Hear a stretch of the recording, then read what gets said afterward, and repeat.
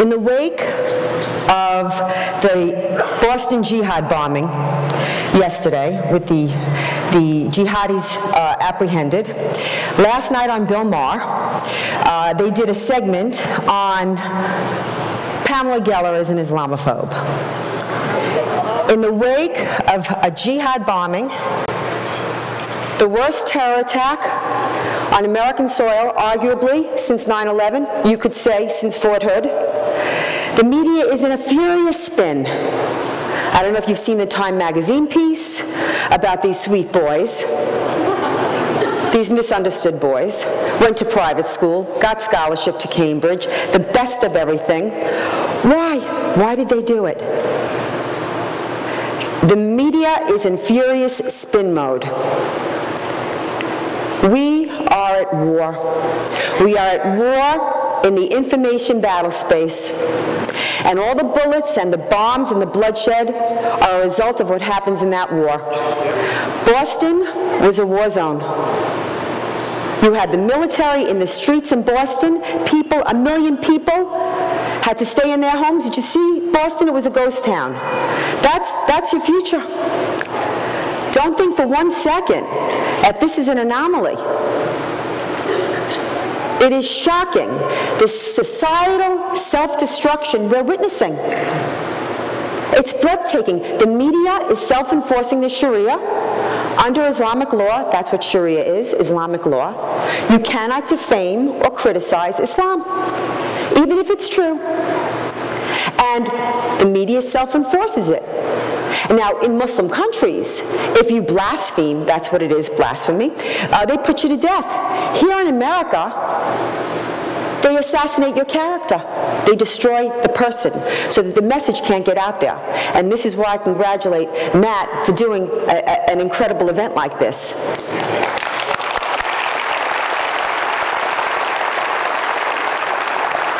Obama says that this, whatever the motive was, you're the President of the United States, you don't know what the motive is? Whatever the motive is, it will not prevail. But Mr. President, you've made sure that it's prevailed.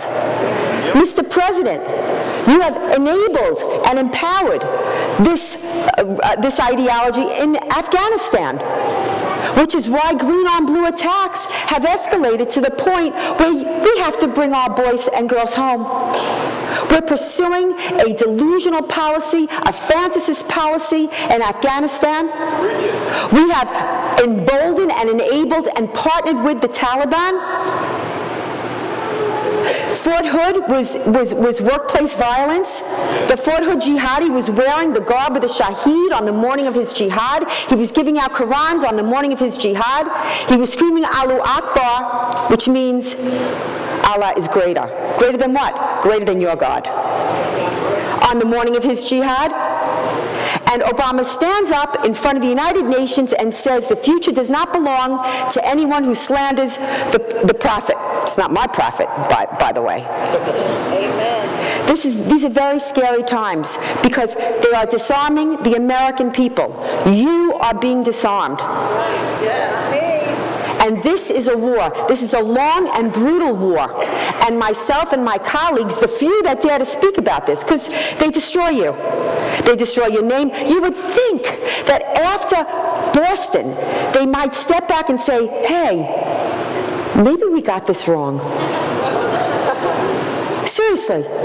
It's all over his web pages, his social network. Jihad is the duty of every Muslim. He had everything. He was a citizen. He had a new car. He had scholarship, everything. So what could it be? It's the ideology.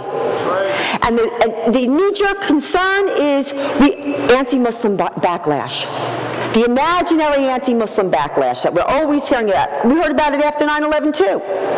Why isn't the immediate response in the Muslim community? We have to address the violent texts that inspire jihad.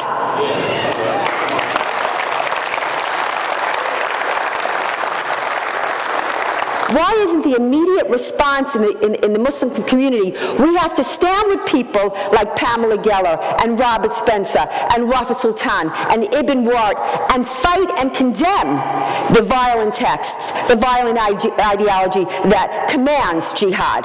No, that's never the response, ever.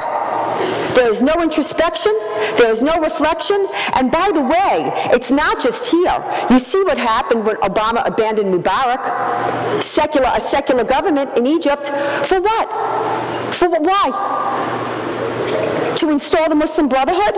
And that's exactly what he did, and that was not an accident. All of us that were writing about it at the time were wildly derided for saying, this is not a freedom revolution, this is a Muslim Brotherhood revolution. I mean, the only real freedom revolution was in Iran in 2009, in June, July, because they'd been living under the boot of the Sharia since 1979. They were holding up signs. Obama, you're either with us or against us. And also, we apologized for 1979. They said that too. He ignored it. How would you know that that was a freedom revolution? Because it was led by women.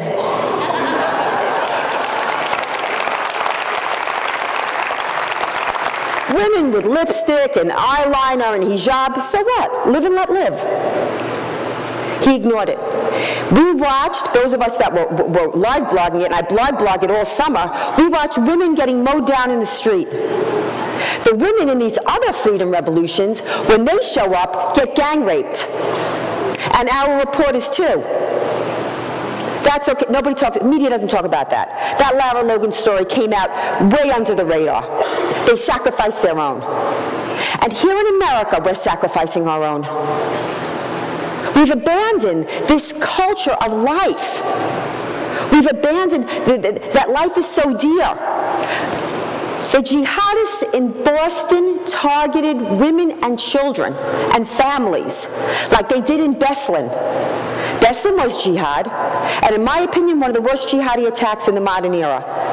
Hundreds of children taken, and I'm in a church, and I will not discuss what they did to those children, but you cannot imagine it in your worst nightmare. You cannot. Hidden by the media. Why? Why are we covering for the most radical and brutal ideology on the face of the earth? This is the war. Everyone wants to talk about the economy, everybody wants to talk about everything else. All of those things don't mean a thing if you ain't got your head.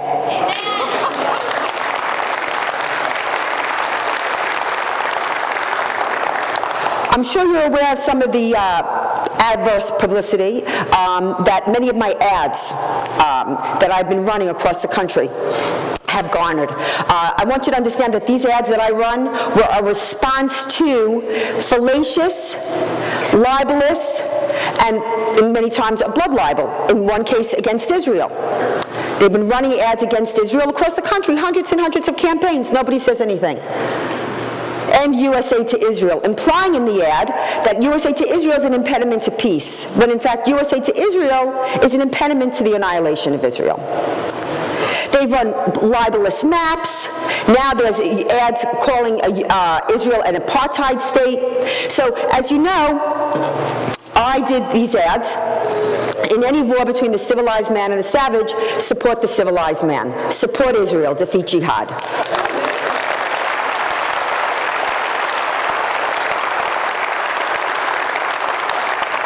I'm selling these in the lobby. Everyone went nuts on the word savage. Any war on innocent civilians is savagery. What is interesting, I also did this campaign, same thing, but support Israel, I had support the Coptic Christians, I did one, support the Nigerian Christians, another, support the Hindus, another, support the Buddhists in Thailand, another. Nobody talked about that. This is the one, Israel made them crazy. That's telling as well too. But the point I'm trying to make is that I will not abridge my free speech so as not to offend savages. Thank you.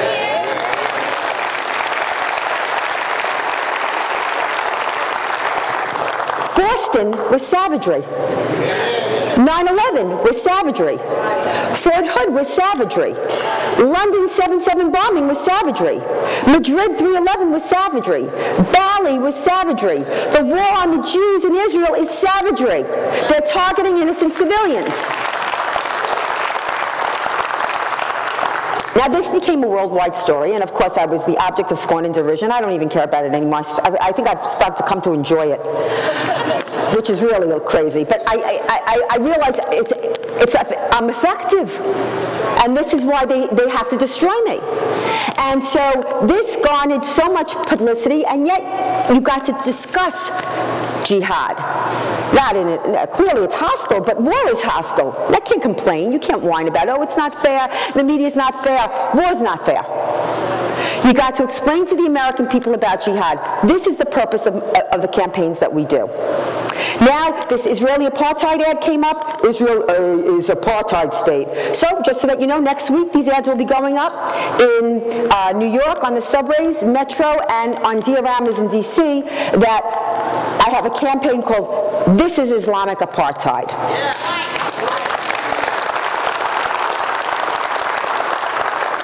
It's a series showing a woman being, whipped because she didn't marry her rapist.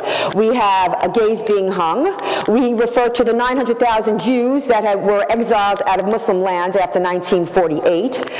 We have the Palestinian, and I use that in quotes because there's no such thing, flag that was waving during the Intifada that said, on Saturday we kill the Jews, and on Sunday we kill the Christians. I have a picture of a child whose legs are shackled, because I don't think people know that in Mauritania, 20% of the population is enslaved by the Muslims. It's black slavery. Where's Sharpton? Where's Sharpton on Mauritania? Where's Jackson? People don't know about this, and this campaign will be going up. Every ad that I've ever done was a response to the disinformation that's put out there to disarm the American people and render you completely unarmed and susceptible. And it's up to you. You know, you're here today, which speaks volumes about you. You know, this is a calling for me. I'm here because I have to be here. I'm here because I want my children to grow up in a country that I grew up in. I'm here because I love my freedom. I love my freedom. I love my freedom. I love my freedom. And they ain't taking it away from me. It's not going to happen.